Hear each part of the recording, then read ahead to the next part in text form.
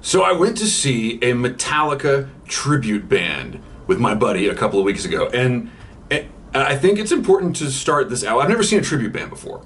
I did not know what to expect. But I think it's important to start this out by saying, if you want to see Metallica songs played live in 2024, it's going to be with a tribute band, right? Because nobody can afford to go see Metallica. Have you seen the ticket prices? Have you seen, what is up? Rock and roll is a youth movement.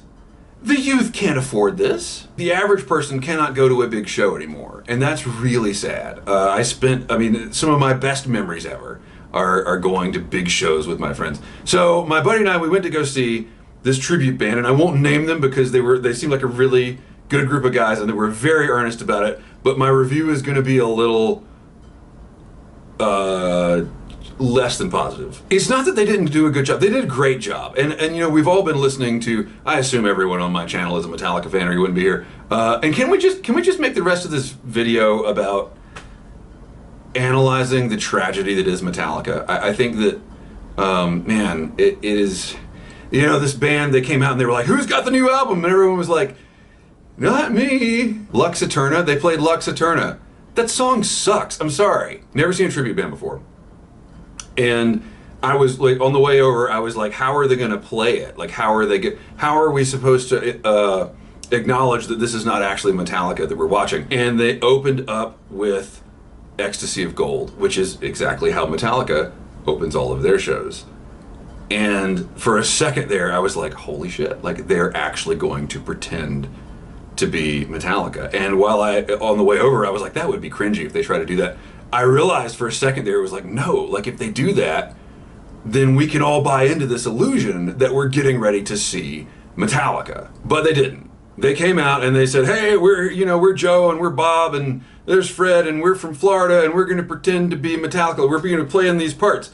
And instantly it was like the mood just dropped. You know, it's like, I imagine, I've never been to one, but I imagine like if you go to a Civil War reenactment and all the soldiers are coming out in the field and you're like, yeah, and then they're like, okay, we're going to take a minute to acknowledge, you know, we're here to honor the people that actually fought these battles, and we're all friends on both sides, and what matters is that we have fun. Like, you would immediately be like, screw that. I want to see dudes, like, throwing muskets with bayonets on them and yelling about Fredericksburg. So it was kind of disappointing. It was like, oh, okay, so we're watching a tribute band. Okay, all right. And the musicianship was spot on. We've all been listening to these songs for 40 years, right? And if you're a guitar player and a metalhead, you know every single note in Creeping Death or Whiplash or any of these awesome songs that we've all heard a million times. And so I can understand they're under some significant pressure to get that right, and they did. And the guy playing Kirk Hammett's part, he looked the part. He like acted like, you know, all the weird ways that Kirk Hammett acts, but he didn't even have a wah pedal. It was very sad. Also, they played bass on all the Justice songs. It's completely inappropriate. And that's what you miss when you don't come out and pretend to be the band. I had no idea it would feel like this, but yeah, it was like think about all the inside jokes that you could deliver if you were pretending to be the band. Like if I were playing James Hetfield, like every third song I would take a break and be like, Lars, how you doing back there? Are you crying through your mascara? You know, stuff like that. So how awesome would it have been if they came out and played Injustice for All and they all just looked over and the guy playing Jason Newsted, like his bass just wasn't turned on? The musicianship was absolutely on point. The vocalist mentioned that one of the guys in the opening band, which was called the Pantera Experience, we didn't see it. It's another difference from back in the day, right? When you're young, you get there, doors at 7, show at 8, you get there at 5:30 because you're gonna squeeze up front and get on the rail because you wanna be in the front row. Now, we're old and we're fat, and if we try to get on the front row, that would displace like 14 teenagers. You know, you gotta be fair to people. So we missed the opening band, and it's just a tribute band, but if you're gonna be watching Pantera songs in 2024, you want to see a tribute band, right? Because you're not a Nazi. But the James Hetfield guy said, hey, you know, the guys in Pantera Experience are sick, but they still came out and played well. Let's have a round of applause. And that explained to me, like the James Hetfield guy, he's also sick, and that was why he couldn't hit all of James Hetfield's notes. Which, like, let's be honest, neither can I, and neither can James Hetfield. And so it raises a lot of points for me. The art versus the artist, right? I would not go see Metallica. I've seen Metallica live when I could afford it. And it was awesome.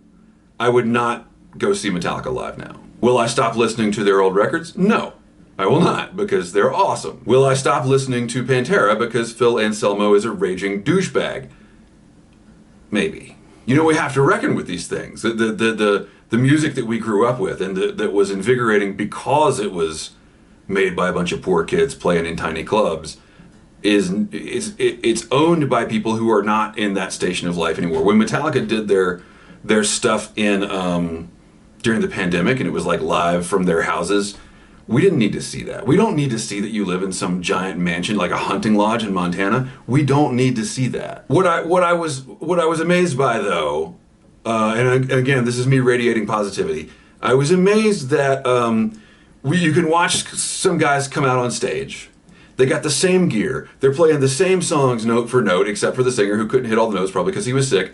We can look past that. But even if he had hit all the notes, it would not be the same. There is something about those four guys in Metallica that no one else can recreate. And it's not about technique. It's not about craft. It's not about how fast they can downpick. There is a chemistry and energy that they bring that is unique to them. And I was heartened by that. That there is still something that is organic to the artist. And if you're not watching the artist play the song, even if it's still the same song, it's just not the same. This is the Gribbly's Folly Sunday Antisocial Hour, that time each week when I would normally smoke my pipe and complain about humanity while answering all of its questions. If you're a piece of humanity with a question for me, leave it in the comments down below. Use the hashtag AskGribbs and I'll answer any question you could ever possibly imagine. I have even lifted the ban on political talk for 2024 because it's a presidential election year and we're all gonna be mad at each other all year long. It might as well start here. I am not smoking my pipe today because it's freaking single-digit temperatures outside. I don't want to go to my garage and burn up my precious kerosene in the precious kerosene container that we talked about last week that is now literally held together with a trash bag because I tried to go buy another precious kerosene container and it was too precious. It was going to be like $40 for the container. Screw that, I'm insured. If my garage burns down, I get a new Gribbly's Folly studio. So here I am in my office. You can see my bucket of film chemistry in the back and my backpack and fishing net hanging up there. I should take some pains. I should take some pains to make the place look a little more presentable when I do videos in here, but I don't.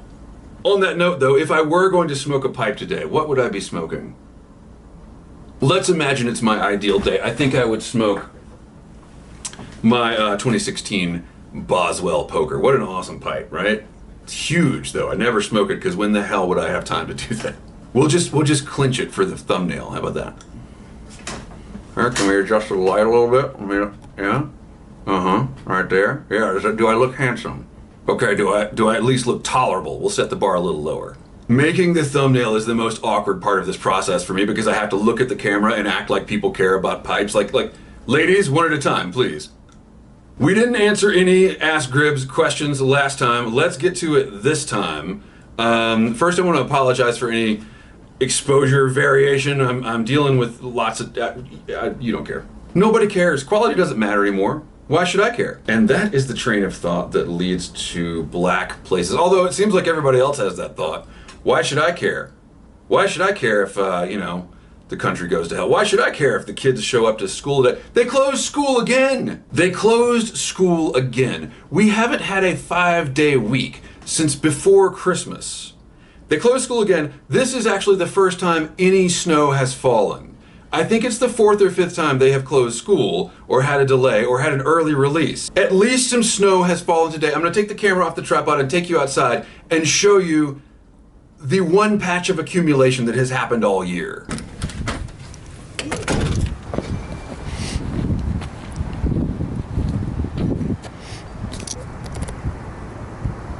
This is not an Ask Gribbs question, but we're going to start here because I'm pissed off. This is from the teachers subreddit, r/teachers. on a post called The Ugly Truth, "Dear parents, you complain about snow days because you don't like to be around your kids. Just admit it and we can all have a drink and laugh about it. Enough of your, oh, my kid's education, blah, blah, blah. We all know you'd rather let your kids stare at a screen all night long so you can have your beer and watch The Bachelor instead of supervising their homework duties." No, Karen, no. We complain about this because we're all stuck in late-stage capitalism and we're all trying to make a frickin' living. And when you close school half an hour before it starts, we're all late to work. My wife and I have flexible schedules. What about nurses? What about factory workers? What about anybody that makes an hourly wage? It's not that we don't want to be around our kids, it's that we have to feed our kids. This coming from people who have the only job in America where you get to close for weather and then not make it up and not take a cut in pay. It used to be, remember this before the pandemic, it used to be when they closed school for the day, they would have to make it up in the summer. Can't do that anymore because now we have asynchronous learning, which just shifts the burden to the parents. Oh, you don't want to supervise the homework duties. No, I'm paying you to do your job. Codger Jim says, "Don't you know there are no journalists anymore? All politicians are liars. The fucking government is only about control, power, and money. A cabal runs America. Public schools are not educational institutions, they are indoctrination centers." I have gotten a lot of comments about this since I did my whole Anne Frank Moms for Liberty rant. And by the way, the Moms for Liberty, man, it's the gift that keeps on giving. Second sex tape of right-wing Moms for Liberty founder uncovered by police probing assault case against Florida GOP chair as scandal deepens. Female Moms for Liberty co-founder caught having sex with a woman in new video. I think what I see as indoctrination in the public schools has nothing to do with the content that is taught. It's more the custom. It's the culture. It's that you show up and you do what we say. You sit there at your desk and you just keep going. That's what you do. It's more about training. It's training you to just do what you're told. Greg B8824 asks Gribbs. He says, "I bought my first." I haven't responded to comments in a while, and so some of them are going to be from older videos. Excuse me. A while back, he says, "I bought my first corncob pipe as I've been watching you, and pipes looked enjoyable." I am flattered. Thank you. "I notice you smoke cobs often. Do you find briar smoke better? Or is it a better overall experience because they are more elegant? I'd like to know your thoughts before I shell out for a briar." Au contraire. In my experience, a corncob pipe smokes far and away better than a briar pipe, on average, in general. I have briar pipes that smoke better than some of my corncob pipes. That is a rare, those are outliers. I am part of the Cobb mob. Do y'all remember that? Do you remember Drew of the Shed? We had the Cobb mob that went after Drew because he didn't have any cobs. That was so much fun. Anyway, I am part of the Cobb mob because two reasons, one and a half reasons. I think there is some validity to the idea that corncob is a more absorbent material and you're gonna have a drier smoke. The moisture that is released when tobacco burns is going to be absorbed by the pipe itself to some extent. I have never had a corncob pipe develop a gurgle or any kind of wetness issues. Personally, I think that corncob pipes are basically the AK-47 of the pipe world. They are made with such loose tolerances that they just work really well. With briar pipes, of course, the tolerances are tighter, and so sometimes that results in an amazing smoke and sometimes it does not. There's nowhere for the moisture to go. They become, different pipes react differently to different kinds of tobacco. So you can smoke a ribbon cut in one, but maybe not a flake. It's not that you can't. It's not going to hurt the pipe. It's not going to hurt you. It just might not be as smooth and pleasant. The point is, there's something mechanical in the design of corncob pipes that makes them smoke better. It's not just about the material. Having said all that, and we will get into this in another video when it arrives, but I was going to replace my Dagner and I chose not to, and instead I bought a briar pipe. We'll see if that was a good decision. It was tough. I really want to talk about this more, but we've got a lot to get to. John Galdieri asked Gribbs, "What is your best sleigh riding story?" When I was 13 or 14, I really wanted to hang out with these kids that lived near me. We lived in the mountains. There were not a lot of kids that lived near me, so in one of the houses, a family moved in. They had kids. One of the other houses in our little development. And development is a pretty generous word. It's just a bunch of houses in the woods that are kind of on the same road. So these kids moved into this house. I really wanted to hang out with them. They were a lot cooler than I was. They were a little older than I was. It was not meant to be. I was a dork. But one day it snowed a lot, and I went over to sled down the hill with them, and I had like a red saucer sled. Well, they had a snowboard. They were vastly cooler than I was. And so I would go down on my saucer sled feeling like a toddler, and then they'd come down and do tricks on their snowboard. And so I thought, hey, I'm gonna build a ramp out of the snow so that I will be able to catch air on my saucer sled. And as I was building the ramp, I looked up, and one of them was coming down on his snowboard completely out of control and crashed into me, and the edge of his snowboard sawed into my shin bone with such force. I still have a divot. I can still feel a divot in that shin. He hit me so hard. It didn't break it, but I don't know, I guess you can have levels of bone bruises or what. It hurt so bad. Hurt for like a week after that. It was tender and sore. It was awful. So I wasn't on a sleigh. I don't think I've ever actually been on a sleigh, because I think a sleigh technically is pulled by things. I do have a cat. I could pull a sled with the cat. See, that's a good segue. VW Weber, Ask Ribs, are you a cat person? Absolutely. I would love to be pulled on a sleigh by a cat. What do you think, Pepper? What do you think? Do you have what it takes? Do you have to run the Iditarod on a sleigh with me? How? Cobbs or Briars, huh? Cobbs or Briars? What if we do this?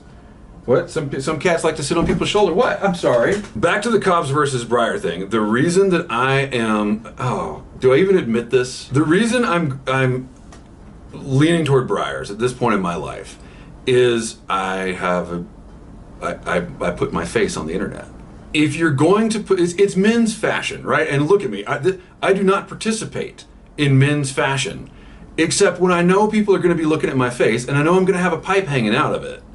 I want that pipe to be able to make a statement. And corncob pipes can make statements, but they can only make one or two, right? You've got like the legend statement, or you've got the ostentatious corncob freehand statement. That's a statement right there. And then you've got the Dagner poker country gentleman kind of statement. Briar pipes can make an infinite amount of statements. They're much more fashionable in that sense of the word, and I want to be able to make other statements. So call it, I don't know if the word vanity would apply to me, call it style. I think that there's more there. Now I can't afford most of it, but yeah, there's a style issue. So John Galdieri says, my pipe and tobacco resolution for 2024 is to smoke through some of the tobacco in my cellar and not buy any more before next year's Christmas blends come out. I don't like Christmas blends, but I think that is an admirable, yeah, that's a great goal. I've recently gotten my cellar out, as you know from last video. I opened up 2 tins of tobacco. It didn't have mold, it has plume. I had to do a little more research, but I don't think it's unsafe to smoke. I'm gonna smoke it.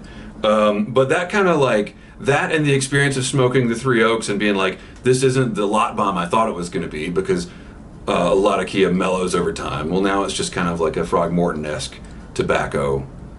I'm looking at the rest of my cellar and I'm like, is this gonna taste like I wanted it to when I bought it and cellared it? And that brings us to Jacob Brown, who says, I like your channel. I've been seriously thinking about making pipe videos making videos. He doesn't specify pipe videos. He might be into something else. But he's been thinking about making videos for the same therapeutic reasons, and I think that's valid, and I would encourage you to do it. As a piper, another part of realizing the world is scary, we're talking about 2024 being scary, is realizing that you need to cellar tobacco. I've been smoking since 2014 and the market has changed. It has, and we've talked about that. A tin of Nightcap is like 15 bucks now. Another one of my controversial videos back in the day was arguing with Derek Tant, because he was like, here are the reasons you need to buy more tobacco and cellar it. And I was like, here are the reasons you don't. How many tins do you buy versus how many tins you finish? I think that we could all learn something from codgers of the past, that they buy a few different kinds of tobacco and they smoke it a lot. I think it's important to simplify and to find 1 or 2 of each genre of blend to focus on, and maybe not focus on like cellar deeply, but focus on like, I really want to get to know all the different ways Nightcap can taste. I want to smoke it in this pipe. I want to smoke it in that pipe. I want to try all these different things with this one tobacco. And you'll learn more about tobacco doing that than you will buying 5 or 6 different blends. I also continue to get good comments on my ghost story video, and I appreciate that. I think I might try to do another one for this year, this Halloween, although it's going to be scary enough. Jacob Brown says, I am from Central Georgia. I recently visited North Carolina, and I see what you mean about the geography of the area that I talked about in that video. When you see something on a map, as a Georgian, you think, oh, that's not that bad, talking about an area on a map. But when you get into Appalachia and you realize that that area is also vertical. So yeah, it's spooky. It's a whole different vibe. There's definitely other places in the South and everywhere that are spooky, but yeah, being back in some of these dark crevices, it's a thing. Black Rook says, nice to see a video from you again. Have a great 24 and good luck with the foray into political discussions. Ha ha. Ha ha indeed. Oh, I'm so not excited about it. You know what? I used to just love elections. Roger Stray Dog says, this is the most important election of your life. I hear this every time. I'm 69 years old. Every election has been the same level of do or die. Every election is the avoidance of a great calamity or just barely escaping the jaws of the apocalypse. Yeah, yes, absolutely. It is. I think that used to not be true. Like everyone's just they're saying the same things that they always said. This election is incredibly important. It's just they were lying, and now they're not. Now we're in real trouble. Now the fate of the republic is in the hands of. Yeah, I asked someone close to me who has had a career in politics.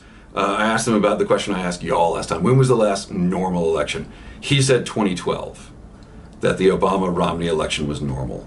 I kind of disagree because Obama was the first black president, and that's going to play a part in whether that election is normal. You know, he was a historic president just for that reason. Fireplug says, I can understand why you want to be more positive, but have you thought about how involved that task is? How much energy it takes to remain and continue to be positive? I'm getting tired just making this video. And this hasn't really been a positive video. I mean, I bitched the whole time. He says, I applaud the attempt, but be cautious. And then on a separate comment, he says, maybe I should start complaining to the camera. Side note, possible foreshadowing. Does this mean we might see a more active return of Fireplug to the YTPC universe? I'm down for that. Finally, Rafa asks Gribbs, how did you come? I wish I had an answer to this. I wish I had a good answer. How did you come to know the Brit WW2 marching song you started singing while you were hiking out of the woods when it got dark? So what he's referring to is when I'm in the woods and it's getting dark and I'm a little creeped out because I live in the deep dark heart of Appalachia. More about bears though. I don't want to surprise a bear. So I would sing as I'm marching out. And the thing that I sing is Colonel Bogey's March. I'm not going to sing it for you here because I'm self-conscious, but the first line is, Hitler has only got one ball. I don't think that we know really historically whether or not that's true. There's all these rumors that Hitler had abnormal testicles. I don't know if we know if that's true. I should Google that. Rafa says, I know it from a friend from England whose dad knows it, and it warmed my heart to see that you knew it. I think it was actually a marching song that the British Expeditionary Force sang. The reason that I learned all the words, it's not how I came to know the song, but the reason that I learned all the words is that I have a son. My son, as we talked about last time, came home from the NICU after over 100 days in intensive care, and he was born premature. And so in theory, you bring your baby home and they're a normal baby. And at that point, they have reached age 0, gestational age. So when we're leaving the hospital, they made us watch this video about a developmental phenomenon called purple crying. And it is this developmental stage that many babies, probably all to some degree, and also mammals, like it's across, it's present across other species of mammals. This developmental age that babies get in when they are absolutely obnoxious as hell. They cry non-stop, and they start crying late in the day, the witching hour, about 7 o'clock. We used to call it the witching hour. And one of the theories is, the evolutionary theories for this phenomenon is that, and it doesn't start immediately. It doesn't start when the baby is born. It starts a few months in. And one of the theories is that this exists because babies who can keep their parents from having sex when they're in this really vulnerable, newborn to 5-month period will therefore delay siblings and therefore get more of the parents' attention and nourishment and all that for longer. And so it is the baby has an evolutionary advantage in being as annoying as possible. They will not stop crying, no matter what you do, unless you are holding them. You must be holding that baby for it to stop crying. This is just for whatever reason, maybe for whatever reason. So I learned all the words to Colonel Bogey's March because I was holding that baby and singing it as I walked in circles around this tiny, tiny house at 3 in the morning. Now, I couldn't tell you how many verses there are because my brain wasn't really rolling tape during that time either. It was like you're just completely exhausted. But I remember looking it all up and being like, wow, that is such an excellent takedown of the Nazi regime. And so, yeah, I sang it to my son as I walked around the house when he was 3, 4, 5 months old, and he just wouldn't shut up. I will leave you with this fun piece of trivia about that song, which is that they whistle it in the introduction to The Bridge Over the River Kwai, the famous movie with Alec Guinness. The captured British soldiers are marched into the Japanese POW camp whistling Colonel Bogey's March because originally they sang it, and the director, or maybe not the director, the movie might have predated ratings or whatever, but whoever, censors or whatever at the time said, we can't have people singing about Hitler's testicles in a movie. That is beyond the pale. So that is why they so famously whistle it, and then that is parodied in Spaceballs, which is absolutely hilarious. Thank you so much for watching. I will see you next week, and hopefully I will actually be smoking a pipe, although I think the temperature is dropping from here. Wonderful. Keep the ends out for the ties that bind.